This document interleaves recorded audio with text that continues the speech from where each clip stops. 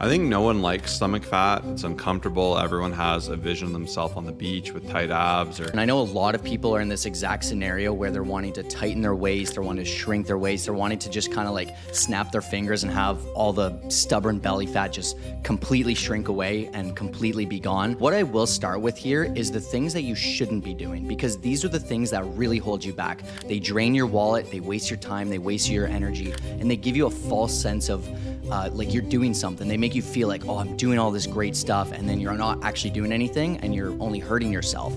A couple other things would even just be like endless ab exercises, right? To this day, I will see someone, like I've seen them on the ab machine, the ab crunch machine, and the ab twist machine, probably every single time I've ever been in the gym, and they haven't seen any change at all. And so these are the things you want to avoid doing, because it is just a complete waste. And this is where most people end up just spending their time and energy. What's going on? Welcome to the Fit, Healthy, and most of all Happy podcast. I'm your coach and host, Josh, here with his co-host and co-coach, KG, and I'm in the house. We have an awesome episode planned today. We're going to be talking about shrinking your waist, how to start running, and how to sculpt more muscle. If you're new around here, this is Motivation Monday. We're here to get you fired up and help you become more inspired, more educated, and just more excited to all things fitness, health, and happiness. And we like to start this off with our primary question, and we're going to jump right into it. And I think this is perfect with summer in full effect here, and that is, how can I shrink my waist? Is it even possible outside of just losing fat? Also, how do I lose more stomach fat? LOL. Yeah, this is a fantastic question. I know a lot of people are in this exact scenario where they're wanting to tighten their waist, they're wanting to shrink their waist, they're wanting to just kind of like snap their fingers and have all the stubborn belly fat just completely shrink away and completely be gone. And what I will start with here is the things that you shouldn't be doing, because these are the things that really hold you back. They drain your wallet, they waste your time, they waste your energy, and they give you a false sense of like you're doing something. They make you feel like, oh, I'm doing all this great stuff, and then you're not actually doing anything and you're only hurting yourself. And I've done some of these things, so that's how I know. So you should absolutely not go out and buy a waist trainer. There will be ads that will be popping up all the time. Even Josh and I were talking, and I used to wear a belt into the gym. I used to think that this is going to be what's going to shrink my waist, and that is just completely pointless and a waste of money. It's sad to admit that I did that. There's going to be detox teas. There's going to be supplements. There's going to be fat burners. All of these things are just completely useless, and they will do absolutely nothing for you. Different things like stomach vacuums. Like I remember I would focus on the things that wouldn't matter as much as like nutrition does, right? So I would like do all these things and be like, okay, well, why haven't I seen the shrinkage of the waist? A couple other things would even just be like endless ab exercises, right? To this day, I will see someone, like I've seen them on the ab machine, the ab crunch machine, and the ab twist machine, probably every single time I've ever been in the gym, and they haven't seen any change at all. And so these are the things you want to avoid doing, because it is just a complete waste. And this is where most people end up just spending their time and energy. Yeah, Kyle nailed it there. I think getting into what not to do is important, because the amount of time when me and Kyle are talking to someone, they're like, oh, you're a fitness coach?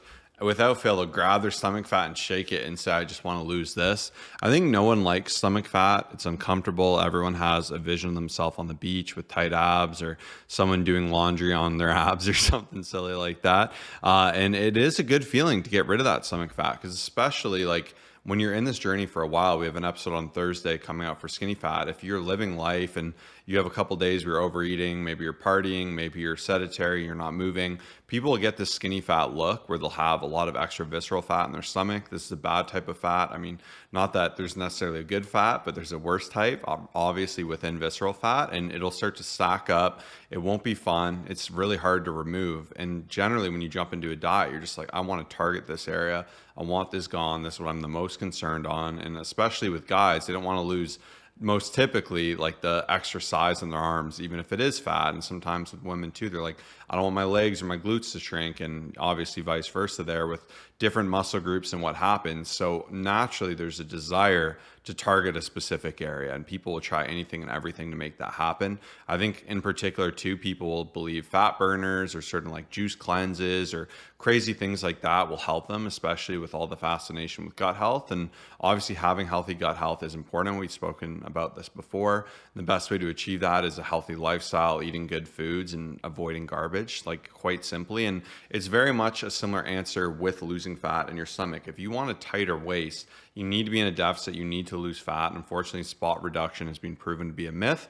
And actually, there was some science saying that it's partially plausible, but it was at such a small amount that you doing ad nauseum ab exercises, as Kyle had mentioned, is effectively pointless. Yeah, and what I will say on that is like even some people who they know exactly what to do to this day, I'll get asked about these like crazy things and someone who'll be like feeling frustrated with the results and they'll just be like talking to us in the gym and they'll be like, "Man, I haven't seen change, so I think I might just do keto. Like I think that's going to be their solution." Or they'll say, "Hey, we'll be in the sauna, they'll say, "Hey, did you end up seeing that like one product that came out? Like, I'm curious your thoughts." Like, and it's funny because I'm like, they know what to do. It's just that they become impatient and they become frustrated and they also lose hope, right? They lose hope because they're like, "Hey, I've been trying to make changes and I just haven't actually seen that change," right? And so my biggest tip to you and the main strategy that you need to consider when it comes down to shrinking your waist is going to be really sticking to that deficit, just being all in on it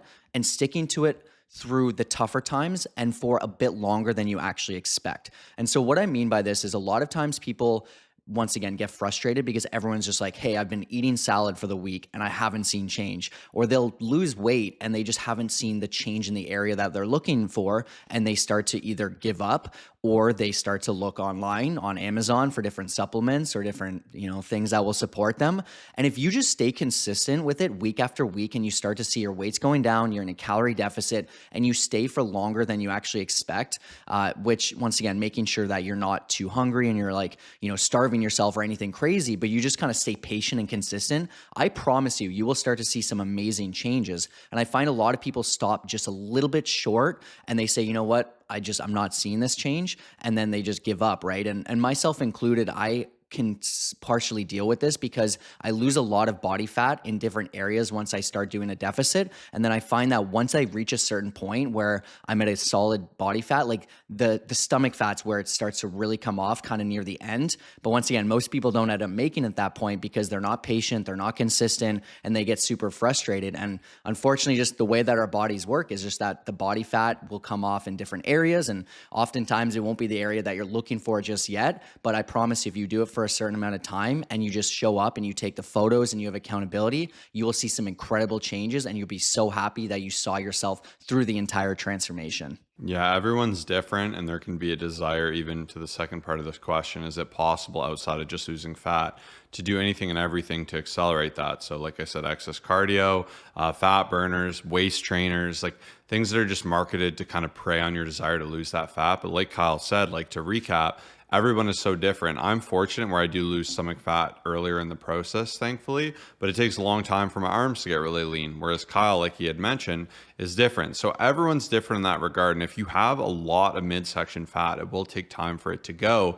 And that's where you need to stay consistent. As tempting as it is just to do it for a few weeks and call it a day, you're going to need to be consistent. And to that point, there are things you can obviously do to support having a strong midsection. Like obviously you can do some ab work to build muscle there, to build strength, build deep core strength, but visually it's going to be very minimal in terms of shrinking your waist. So that is something to be mindful of. You can do outside exercise of that, like vacuums, which can make your stomach like a little bit tighter and flatter where you're working your deep ab muscles. But once again, I think people spend more time here and they'll neglect being in a deficit where they're guaranteed to see a leaner midsection. And I think some people will be frustrated because they'll say, "My goal is to lose 10 pounds and I still don't have abs." And the unfortunate reality is it just means you have more to lose. And especially if you want a peeled six pack, I think where most people are confused is that if you want to walk around with that being very noticeable, you need to be very, very lean. And there's a big difference between having a six pack and having a always visible shredded six pack, right? Like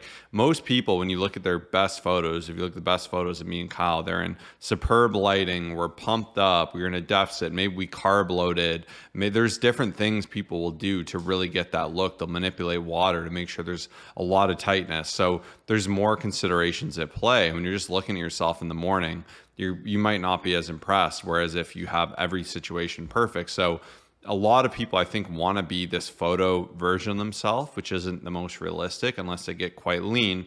And there is a price to pay for that. Like, it's not fun. It's not the best thing. But I think most people can, especially men, can have the top 4 abs quite comfortably without being excessively lean. Women can have a really tight midsection, especially with 2 abs. And one thing to consider is women just hold more fat than men naturally for reproductive purposes. Women have breasts, they'll hold more fat in their legs. So it's more natural for women to have a harder time to get to these exceptionally lean amounts of weight, right? There's more of an effect with that. And that's why if you look at like leanness levels to men and women, like if you're a woman, you're 16%, you're shredded. Like you're a lean person. Whereas a male, if you're 16%, you might only have the top 2 abs being visual. And that's where everyone's so different. Some people can support that. Other people, unfortunately, when they get very lean, there's a cost that comes to that because it can really suppress your hormones and your energy. And that's where you want to look at this as a full circle and a full picture.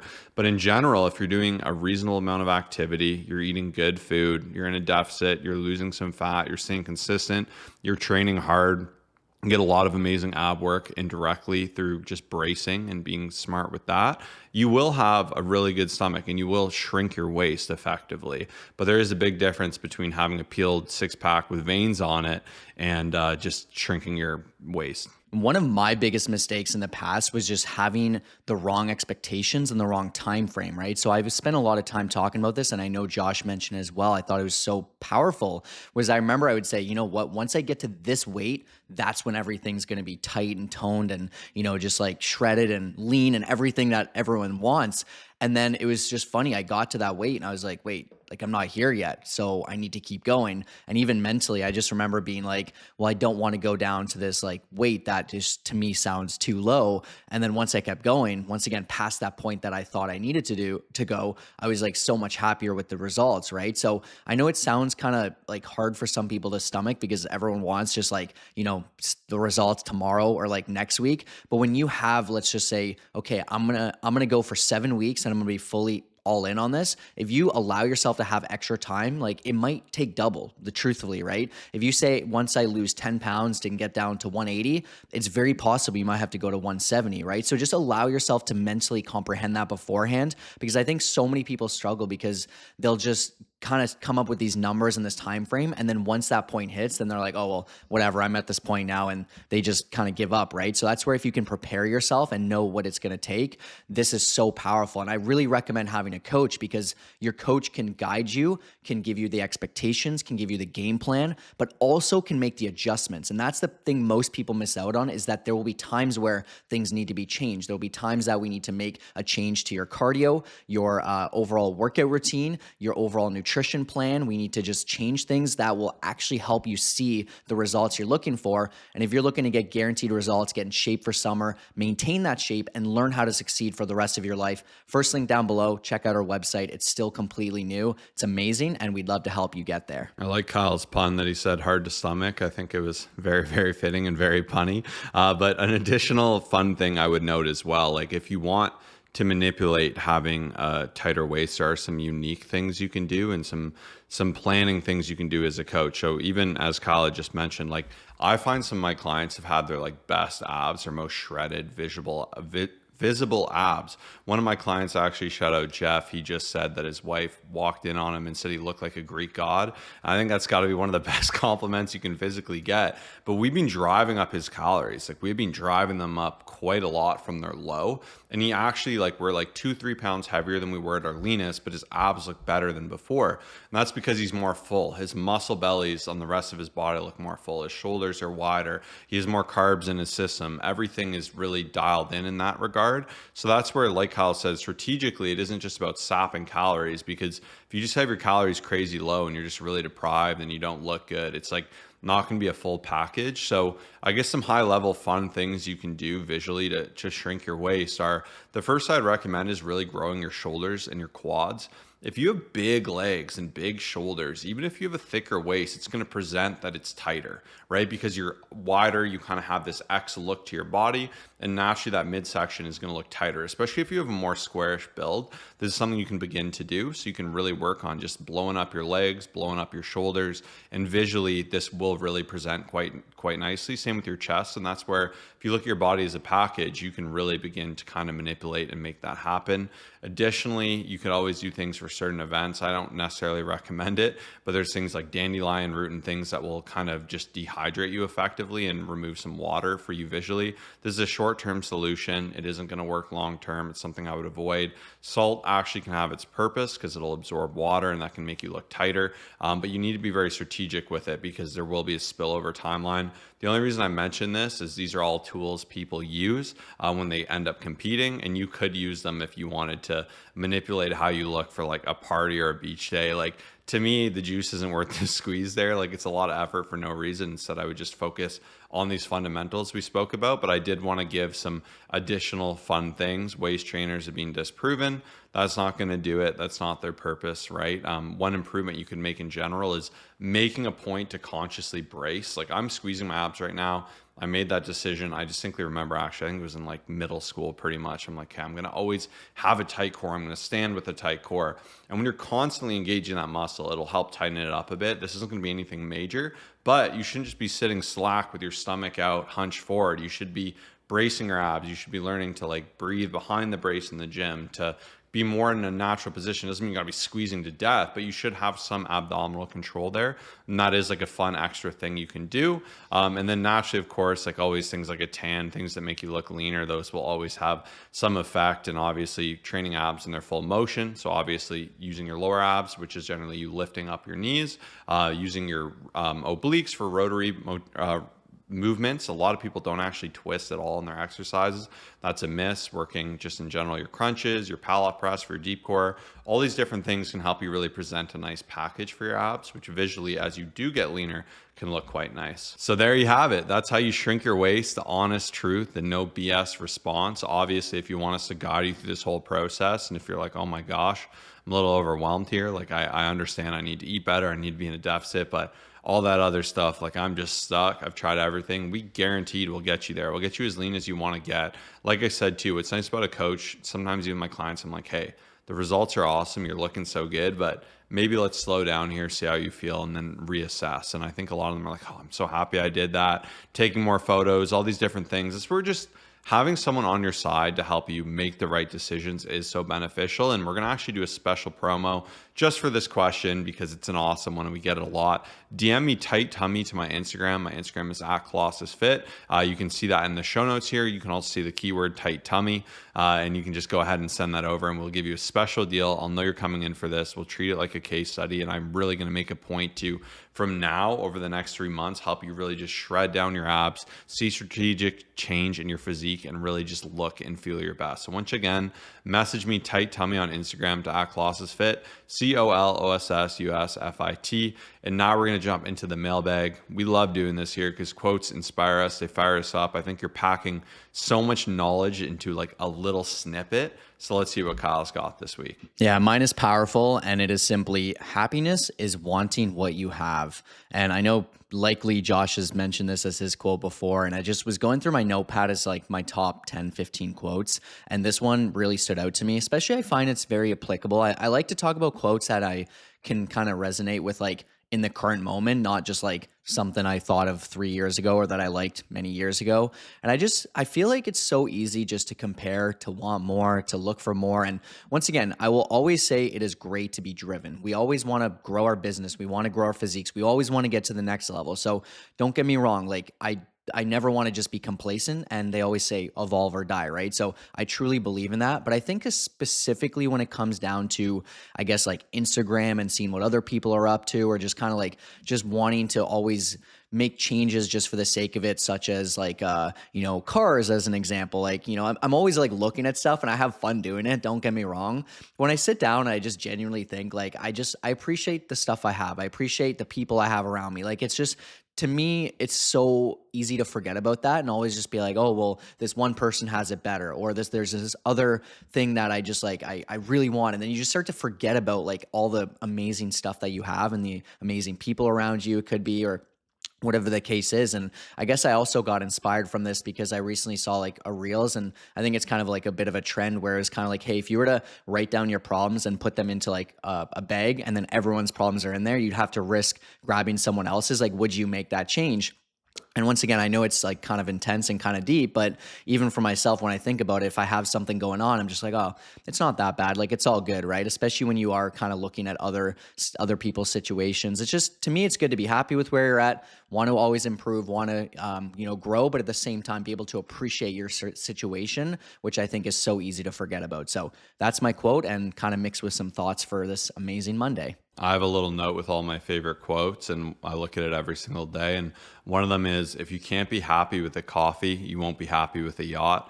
I think it's just a good reminder to appreciate what you do have. And I think in general, we talk a lot about enjoying the journey versus the destination, and really learning to appreciate that. And I think that's just such a good way to kind of quantify that, right? If you can't appreciate the small things, if you're always rushing ahead. So I think that was a good quote, and I think that was absolutely awesome. But I will jump into my quote, which is, the first draft is just you telling yourself the story. This is from Pratchett. And this quote really stuck to me because I remember when I used to have to write essays in school, or your first draft or email or whatever it is, and you look at it and you're like, this is horrible. Like, there's so many spelling errors. It doesn't even make sense. I don't even know what I was saying in this paragraph. And it would just be such a mess. But eventually you'd craft it, you'd figure it out, you'd improve it, you'd rework it, you'd have people look at it, you'd delete things and add things and all these different components.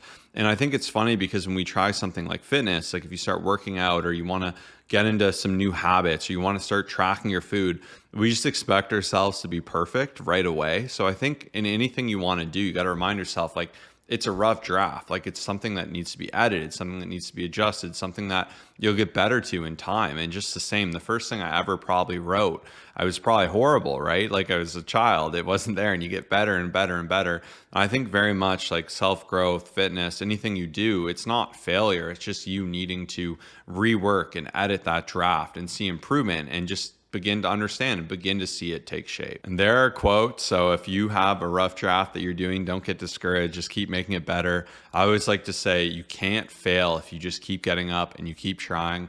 But we're going to jump into our thoughts, and I'm going to jump into one that I'm really, really big on right now.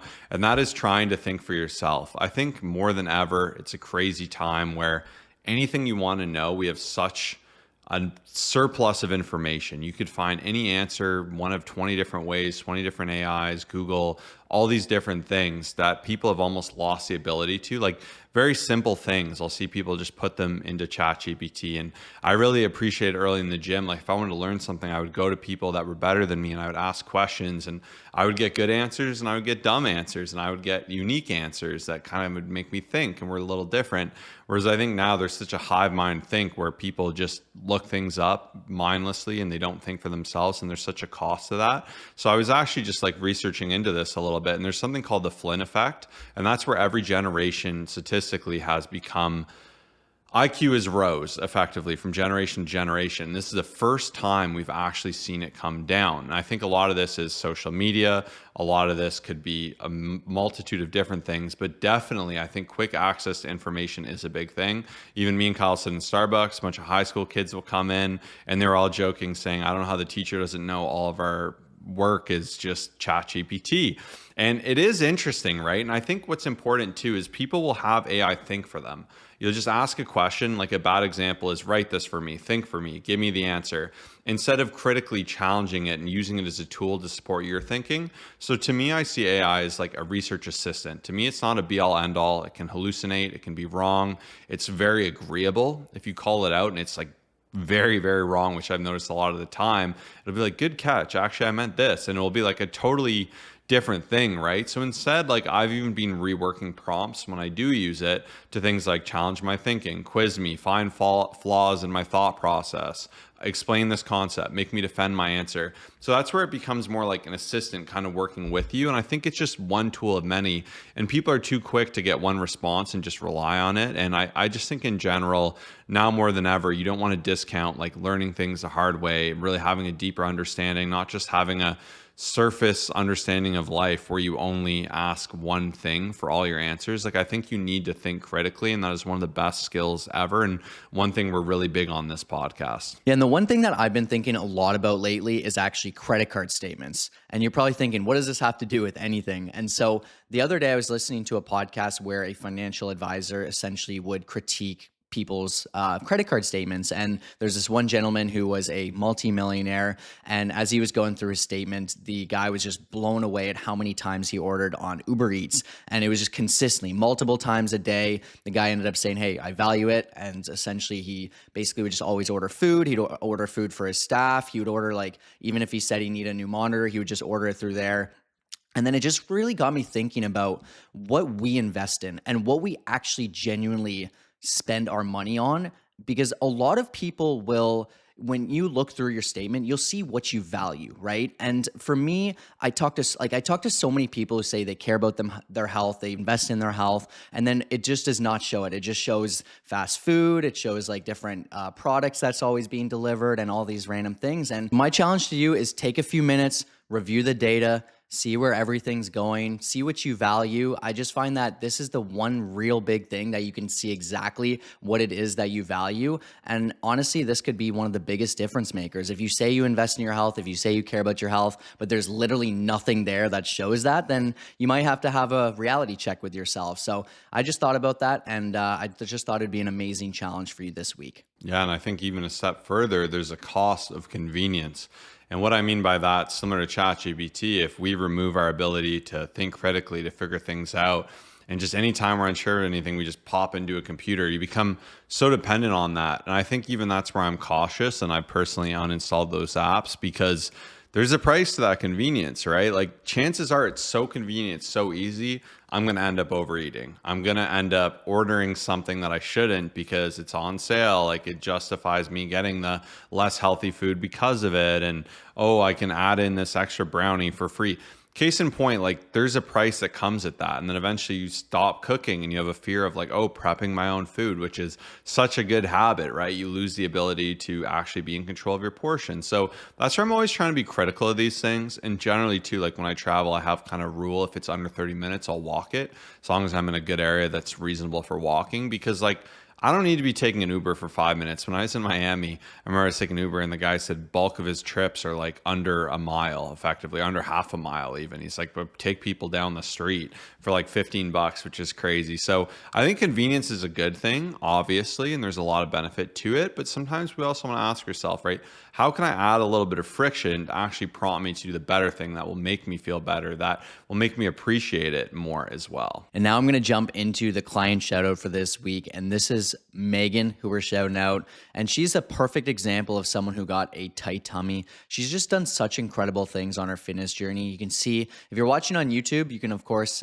see the visuals. Make sure to head over to our Instagram. You'll also be able to see her transformation and her entire journey as well, which is awesome. But you can see she was starting with us. She was in a position where she just really wanted to see change. She wanted to lose body fat. She wanted to just get to that next level. She wanted a tighter and leaner tummy. And over the time together, we've been able to do such incredible things, which is absolutely amazing to see. And the truth is, with the right guidance, the right game plan, the right person to change your macros, to make different adjustments to your calories and everything that you're striving for, it really, really makes such a big difference. And Megan is an amazing example of this. We have a lot of these different transformations where someone kind of is, starting out and they're just wanting to really see their stomach change and wanting to see their body composition change. And it's just such a radical difference from where she was at to where she's at now. And the best part is she's still going. You know, we're still doing some incredible things. She didn't just say, hey, you know what? I reached my goal and that's it. I'm just going to completely forget about this journey. She's still actively working on becoming better, becoming stronger, losing body fat, and just really building her physique and habits. So we're super proud of this transformation. Once again, make sure to message us tight tummy if you're looking to see actual change, and we cannot wait to help you get there. Big shout out there. Now we're going to jump back into the mailbag with a fun question. That is question for Kyle, because I know he has run a marathon before. How do I get into running? I ran a bit as a kid, but I don't really understand how to start, as silly as that sounds. Like, do I just run until I can't? Can I walk, or do I need to start with a certain interval? And I love this question myself because I personally have no interest in running, but I do think about it. I'm like, okay, if I were to start, like, would I just start going? Would I be allowed to walk? How long do you go? So I'm curious for Kyle's answer here. Yeah. And so my three biggest tips, and then I'll jump into each one. First of all, it is simply mechanics. That's going to be super important. Second thing is going to be just intervals. And the third thing is going to be a coach. So let me break this down. And yeah, I've done a lot of different things. I've done half marathons, marathons. I've done ultra marathon relay. I've helped people do it as well. I just spent a lot of time for years and years just talking about it, thinking about it, talking to my buddies about it. And so I'm really passionate about this. And what's funny is a lot of people end up getting hurt. A lot of people end up getting injured. And the way that I want to explain it is an analogy with the gym, right? So you go into the gym, you start deadlifting. You don't know how to do a hip hinge. You don't know how to do a proper squat. And you just keep loading yourself up with more weight, more weight, more weight.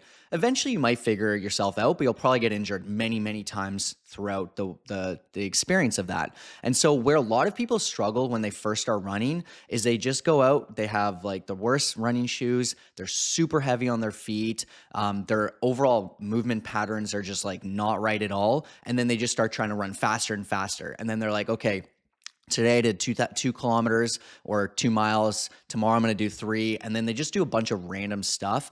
And one of the best things I got from like my buddy slash coach was just like overall focusing on the mechanics, right? Making sure that your arms are moving the way that they should, making sure that you're bringing your knees up closer to your body, making sure that you're focusing on your stride, right? I know it sounds kind of crazy to think about, but over time, these things really help you just start to be able to be at a really good kind of starting position and then be able to build up from there instead of getting up to a good distance and then having to relearn because you've been essentially, once again, using a gym example, because you've been doing deadlifts improperly for years and years and years, and then you have to fully relearn the pattern. So first thing I will do is like down below, I'll put a bunch of different resources. If you're looking to start to run, there's a lot of different great videos on mechanics, on strides, on proper just form, right? And a lot of people don't think about form. They just think, oh, I just run. And then once again, they get injured and then their knee gets messed up and their ankle gets messed up and they're not wearing the right shoes and just everything is just so horrible. And that's why you see a lot of people, once again, getting hurt. So that's going to be the most important thing, just starting from scratch and building up. Number 2 would just simply be, once again, allowing yourself to build up through intervals. So a lot of people, they just think that they need to go out there and just do a 5K or a 5 mile and just be like, oh, I'm going to do it all. But I find a lot of people are better off just doing intervals, such as, 30 seconds on, 30 seconds off, doing something like a minute on, a minute off, and just starting to work to like build to a longer capacity. I just find it's so much better instead of just killing yourself and going out and running like a ton of time. You'll just build a better threshold. And that just to me is so much better and just like a more efficient way to do this. But I do really believe that having a coach also, and this is for anything, I'll always recommend a coach, like whether you're starting with a business, like I think everyone should have some sort of help. Whether you're starting on your fitness journey, you should have help. And then also even just for running, I found it was super helpful just because, you'd always get in your head. And that's the same with the fitness journey. It's so easy for people to get in their head and make the wrong decisions. So when I would just send messages and say, hey, what's the plan for this week? What's the plan for this month? And, kind of get like an actual breakdown, I found it so much better. But honestly, the biggest thing and the most important thing is just allowing yourself to start small. Don't try to be a hero. I find anybody who tries to be a hero and they just are always trying to increase their speed and just increase like everything at all times, they just end up getting hurt. They end up getting burnt out. And yeah, that's kind of my main answers, and hopefully that helps you. All right. That was a good answer. And now we'll get into our third question, which is how can I sculpt more muscle to my body? I feel like I have some muscle, but just look so average when some people at the gym look so good. Their muscles are so much bigger and rounder. Is it genetics or am I doing something wrong? And this is an awesome question. It's funny, actually. Today we posted a story of me doing a heavy belt squat, which was awesome. And then just me pushing it, bringing a good intensity there. And I think the biggest answer, if you want to really stack on muscle and really have a good shape and look to you, is to really push yourself in the gym. So I've mentioned this before. If its set doesn't scare you a little bit, it's probably too late. It needs to be enough of a challenge where you're like, oh, it's a little bit hard. Even for like lateral raises, anything, I'm always like, okay, this is difficult because I'm working to my RIRs, my reps in reserve, and I'm really pushing myself to that threshold. I think where people train a lot and really look average is they're just like stopping 5-6 reps shy, and you might not even believe you are, but they are. And even when I watch, when I'm waiting for machines and stuff, I see it all too often. And you're just not going to put yourself in a position where you could actually adequately add muscle. So I think more than anything, like that is the biggest difference maker. Like in general, I think people that train hard, even if their diet's kind of mid, they'll have a good muscularity, a good base to them. Whereas if you have like perfect nutrition, you don't train really hard, you just do cardio or you do classes, like that's where people look a lot softer and they don't have as good of a lift. And that's where I think it's a little bit belief breaking for people that haven't lifted, that you should actually be lifting hard and heavy. And you're not going to end up looking like a bodybuilder or anything, but you're going to look a lot more healthy. You're going to look a lot of a better position, especially if you're someone who doesn't naturally hold a lot of muscle. You're going to need to train that much harder to really have that look and that pop in your muscles. Yeah, and even something I find very powerful for most people is actually going through different phases and like an actual muscle gain phase. So obviously we've spent a lot of time talking about tight tummies, being in a deficit, doing all that great stuff. And I just find that the journey, it's never ending, right? So if you allow yourself to go through different times where you're in a point where your calories are slightly increased or you're doing a bit more of like a kind of maintenance, but then you have like a proper training program for that, even like a muscle building phase. Like it's funny, I've talked a lot about me trying to shrink the stomach and I'm getting there, and you know, a couple more weeks I'll be really happy with everything. But at the same time, there will be another point later on in this year where I focus a little bit more on stacking muscle and just kind of replenishing and, you know, getting every, you know, muscle that I'm looking to improve just to pop, right? And I think a lot of people just don't actually think about that. But I would say that's probably, like I said, the second thing. And Josh had mentioned it so well. And I just have to reiterate, when you're in the gym, make sure you're training hard. Make sure that you're really pushing yourself. Make sure when you get to the end, you get a little bit of a shake going, right? I see the same people over and over again. You know, they do the pickleball, they do the classes, they do everything.